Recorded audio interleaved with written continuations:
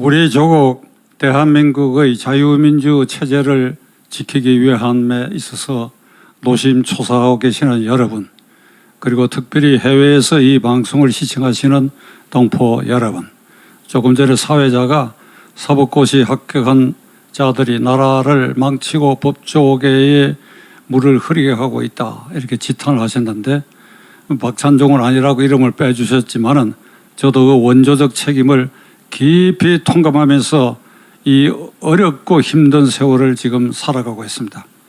문재인 정권, 문재인 대통령과 그 정권 실세들은 4월 7일 서울 부산시장 보궐선거에서 민심의 핵폭탄을 맞고 아마 내부적으로는 굉장히 곤혹스럽고, 그리하여 그들이 살 길, 우선 문재인 대통령과 측근 실세들, 관직에 있었던 사람들은 내년 3월 대통령 선거에서 야권의 정권이 넘어가게 되면 그 문재인 정권이 적폐청산의 이름으로 박근혜, 이명박 정권의 그 적폐를 수사하는 과정에서 100여 명을 사법 처리한 그 끔찍한 악몽을 되살린다고 한다면, 그보다도 훨씬 더 많고 더 깊고 더 무거운 책임을 져야 할 것이 분명한 이상 이들은 그 탄망에서 벗어나야 되겠다. 살아남아야 되겠다. 그리고 나아가 종북 주사파 정권이 계속 이어져야 되겠다.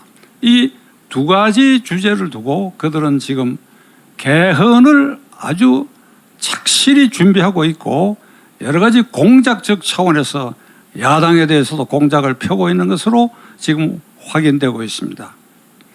박병석 국회의장이 이틀 전에 6월 초에 여야가 원내대표단을 구성을 완료하고 나면 국회의장이 중심이 된 개헌 논의를 정식으로 하겠다. 심포지움 토론회를 하겠다. 개헌은 빠를수록 좋다. 이렇게 선언을 했고, 그 박병석 국회의장은 4월 7일 보궐선거 끝나고 이틀 뒤인 4월 9일에도 똑같은 말을 했습니다. 그래서 6월 초에 아마 이러한 작업을 시작할 것 같은데, 그동안에 정세균 씨나 이낙연 씨도 개헌은 조속히 할수록 좋다.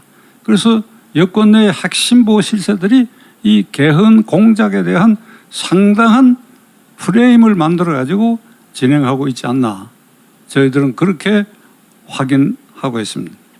그러면 어떤 개헌을 하려고 하느냐, 개헌 내용이 뭐냐, 그것은 대통령은 국민이 직접 뽑지만은 그 대통령에게는 외교 안보 권력만 주고 청와대만 지키는, 깨놓고 말씀드리면 허수아비 대통령을 하나 세우는데 그것은 국민이 투표로 직접 뽑도록 해야 된다. 그래서 실질적인 행정부 권력은 국회에서 뽑는 국무총리가 갖는다. 그러니까 이런 모델이 오스트리아가 현재 시행하고 있는데, 이걸 이원 집정제라고 그럽니다.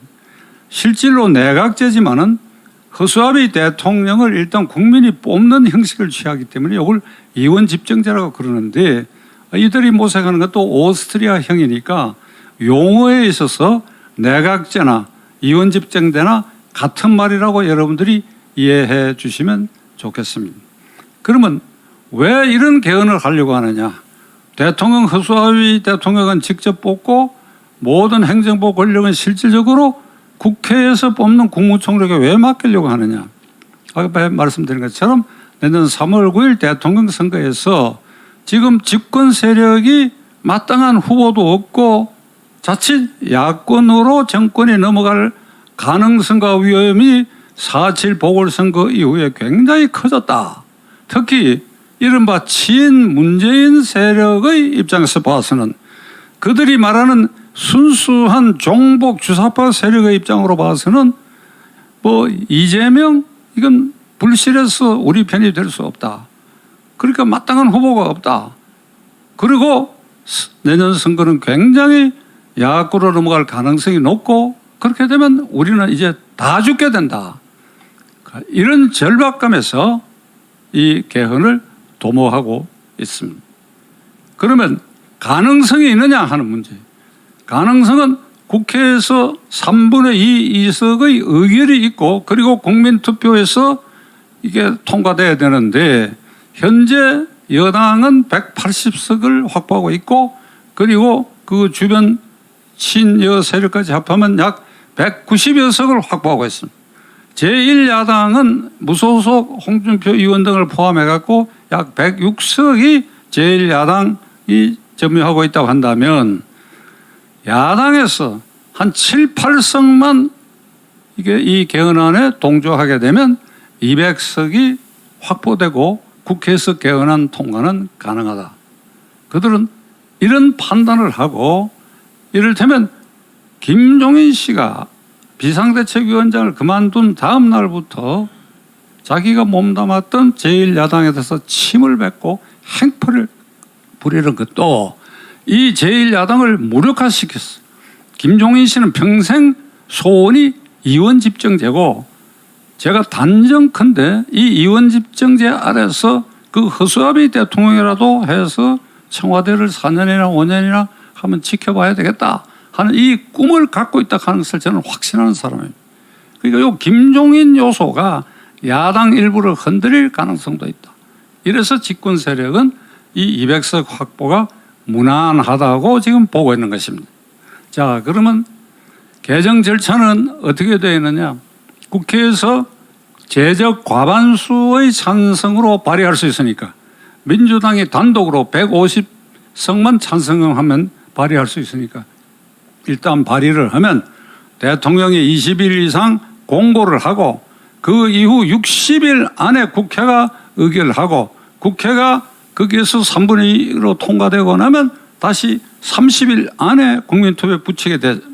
그러니까 여러분들이 들으시기에 20일, 60일, 30일 복잡한데 간단히 얘기를 하면 이 집권 세력이 의도한 대로 야당 일부가 가서 해서 국회에서 이게 통과되게 되면 한 2달 만에 국민투표까지 끝낼 수가 있습니다.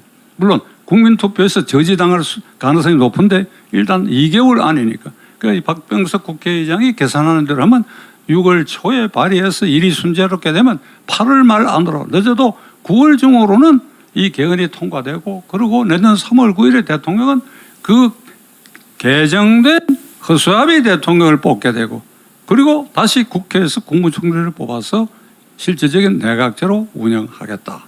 그러니까 가능성 일정상 내년 대통령 선거 3월 9일 앞두고도 충분히 시간은 있다. 명분은 대통령 권력이 비대하니까 이걸 권력을 분산해야 되겠다.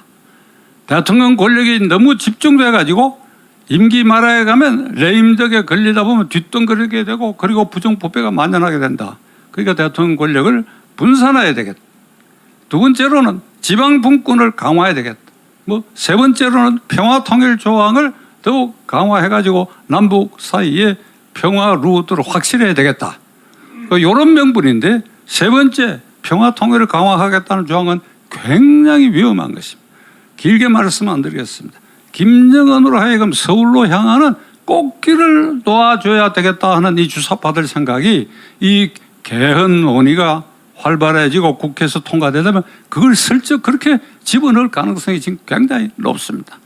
자, 그러나 핵심은 대통령 권력이 비대해서 분산해야 되겠다. 이 문제에 있어서 집권 세력과 소속 180명 민주당 의원들은 비겁하기 짝이 없습니다. 대통령 권력이 집중돼 있고 제왕적 대통령으로 비춰지는 근본 원인은 헌법을 안 지켜서 그래요. 그들이 개정을 도모하려고 하는 이 헌법에 규정되어 있는 그 조항들을 철저히 지키지 않고 있다. 개헌을 입에 달고도 지금 이 현행 헌법을 철저히 지켜야 되겠다는 생각은 털끔한 것도 없는 사람들이 이 개헌 논의를 하는 것은 부정직하고 오만하고 썩은 정신머리에서 비롯되는 것입니다. 간략히 말씀드리면 헌법 46조에는 국회의원의 자율권이 국가이익을 우선하여 양심에 따라 직무를 행한다. 여야 간에 자율권을 행사해야 그게 국회의원의 본연의 책무이고 동식의식 권리입니다. 비록 여당 의원이라 하더라도 잘못된 행정부 잘못된 대통령의 시책에 대해서는 이를 반대할 수 있어야 돼. 자기 양심에 어긋날 때는. 그러니까 46조의 이 자율권 조항을 강화하는 헌법 개정을 하겠다라든지, 또 정당 독재 방향으로 가고 있다. 정당 수뇌부가 뭐 국회의원 지방자치단체장의 이 후보자들을 자기들 입맛에 맞는 대로 공천권을 휘두른다. 헌법 8조에 절대로 그렇게 못하도록 되어 있어요. 헌법 8조에는 정당의 조직 목적은 민주적이어야 하며, 그리고 국민의 정치 이사를 수렴할 필요한 조직을 갖춰야 되고, 모든 공직 후보자들은 반드시 상향식으로 뽑도록 되어 있는데 이걸 지키지 않았. 간단히 헌법 8조, 헌법 46조를 내팽개친 이 집단들이 국민을 현혹시켜 가지고 대통령 권력이 제왕적이니까 이를 개헌하겠다고 하는 그 속임수에 우리 국민은 절대로 넘어가서는 안 될 것입니다. 영국, 일본, 독일의 경우는 이게 내각제. 그러니까 영국, 일본은 임금이 있는 나라니까, 왕이 있는 나라니까. 그리고 독일은 대통령을 국회에서 뽑으니까. 그러니까 실질적 내각제라고 볼 수가 있죠. 그러나 영국과 일본은 왕이라는 존재가 국민 통합의 상징으로 되어 있고, 오랜 세월 정당 정치가 뿌리를 내리고, 그리고 그 국회의원들이 자율권을 행사하기 때문에 내각제에서 오는 소용돌이, 이것이 없어져 있어요. 독일의 경우도 지방 분권이 확실히 자리 잡았기 때문에 이 내각제가 성공하고 있습니다. 우리나라 경우는 4.19 혁명 이후에 제2공화국 장면 총리 시대, 그게 아주 전형적인 내각제 시대였는데 8개월 만에 군사정변 5.16 정변을 맞고 말았습니다. 그 8개월 동안에 어떤 일이 벌어졌느냐. 5차례의 개각이 있었어요. 8개월 동안에 5차례 개각이니까 한 달 40일 만에 한 번씩 개각했어요. 많게는 대여섯 부처, 서너 부처 보통 이렇게 개각을 했는데, 장면 총리가 남긴 기록에 의하면 이런 말이 담겨 있습니다. 총리실에 국회의원들이 시도 때도 없이 찾아와서 저를 장관시켜달라고. 그러니까 내각제 아래서는 국회의원이 장관을 전부 겸직하게 되니까 저를 장관시켜 주십시오. 그리고 지금 장관하고 있는 누구는 이건 나쁜 놈들이고 돈 먹고 부정행위를 하는 놈들입니다. 이놈들 쫓아내고 저를 시켜달라고. 여기에 시달렸. 그러니까 무슨 장기 정책을 편달하든지 데모와 소요가 일어났을 때 이걸 분석해 어떤 대응을 한다든지 하는 그런 결의를 잃어버리고 결국 5.16 군사정변의 명분을 주고 말았다. 이게 우리의 현실입니다. 만일 이들이 기도하는 내각제가 된다면 그 내부에서 이런 엄청난 국회의원과 정파 간의 소용도가 일어날 것이고, 그것은 국론 분열로 결국 이어지고 말 것이다. 자, 결론을 내리겠습니다. 이런 개헌 논의 자체를 박살을 내야 돼. 박살을 내야 돼. 그 말을 꺼내는 사람 입을 아주 봉해버려요. 이게 야당 일부도 국회의원 가운데 찬성하는 사람들이 분명히 꽤 있고, 현역 의원은 아니지만 장외에 있는 야당의 실력자를 지낸 사람들, 이 사람들이 이 이원 집정부를 이 정권과 결탁할 가능성이 굉장히 많습니다. 그러니까 이게 시작 단계에서 이걸 봉쇄를 해야 되는데, 첫째로 지금 106명의 제1야당 국회의원들에게, 자, 어떻습니까 여러분, 우리가 요구를 해야 돼요. 당신들 말이야, 이러한 개헌에는 절대 찬성하지 않겠다. 이 사람들이 전부 찬성하지 않으면 개헌안 자체가 국회를 통과할 수 없습니다. 그러니까 제1목표, 야당 국회의원들 단 한 사람도 이탈자가 없이 이 개헌에 동조하면 안 된다. 동조하는 자는 주사파 정권을 연장하는데 문재인 정권의 적폐청사를 가로막는 대역 부도 죄인이다. 우리가 국민의 힘으로 요구로 이걸 막아야 돼.